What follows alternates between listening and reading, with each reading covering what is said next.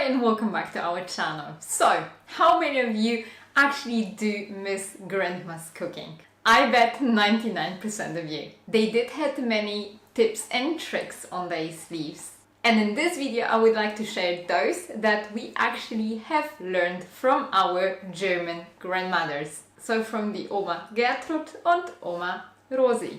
The first tip, it's about defrosting. My grandma used to do all the thawing in water, especially butter or meat. For this, she would use a plastic bag in which she would put the butter and place it in the pot or bowl filled with cold water. For this video, I wanted to do this experiment, so I defrosted the same amount of butter in water and just in air. It turned out that the butter that was in the water need to use in 1 hour and the other one in 2 hours time. And that's because the water transfers the heat far more efficiently than air. So voila, what a time saver! If you want to create delicious meal with the greens, you need to wash them. To do it properly, first the grandma washed them under cold running tap water, and then she would fill the bowl with additional water and let the greens stay like that for 2 minutes. Then she would swish them around to loosen and remove any dirt and let them soak for around 2 minutes. Then you can take your greens out and leave the mess at the bottom.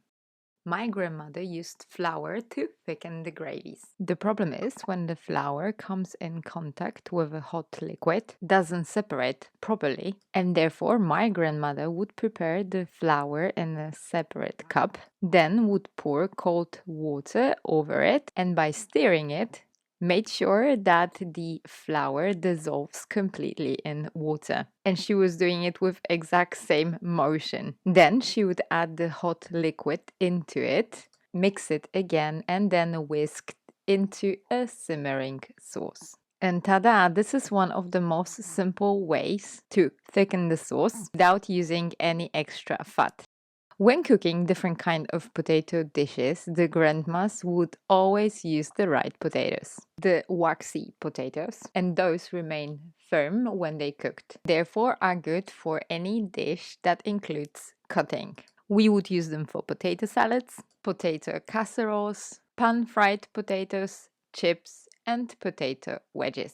Also, you can use them for jacket potatoes and boiled potatoes, but I actually use starchy potatoes for those dishes. Starchy potatoes have a lot of starch in them, and therefore they are perfect for mashed potatoes, Duchess potatoes, potato croquettes, potato pancakes, potato soup, and the most important, potato dumplings. There are also different kind of potatoes, but for more information about potatoes, I'm gonna put the link to a video down below. When peeling potatoes, my grandma always used an old newspaper. She actually did it for 2 reasons. First of all, to not make the surface dirty from the peel. And second of all, to throw away the peel with a newspaper. That took her seriously 1 second. Before making dumplings or potato salads, she would always let the moisture evaporate from the potatoes so they don't break while cutting, or if you are making potato dumplings and cooking them in the water, they could actually fall apart if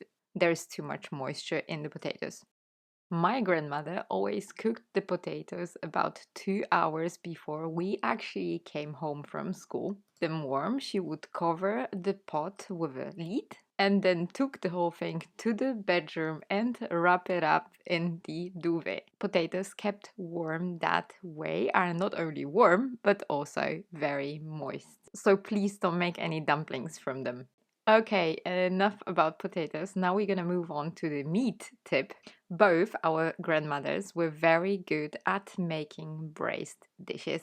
My grandma used a lot of lard for frying, and she always said that it is very important to brown the meat before braising and to not overcrowd the pot. You want the temperature in the pot to be high. Too much food lowers the temperature, And that's the last thing you want. And then your food will stick to the pot, won't brown, and it would release all its moisture. And also, if you are browning already, you should also brown the vegetables that you're gonna use for braising. My grandma was cooking very smart for the family. She always used to cook one meal for multiple meal options.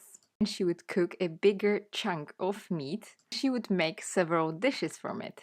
So from the beef, you can make green bean soup, and then you can slice the rest of the meat and use it, for example, to prepare the Franconian Hochzeitsessen with a horseradish sauce and noodles.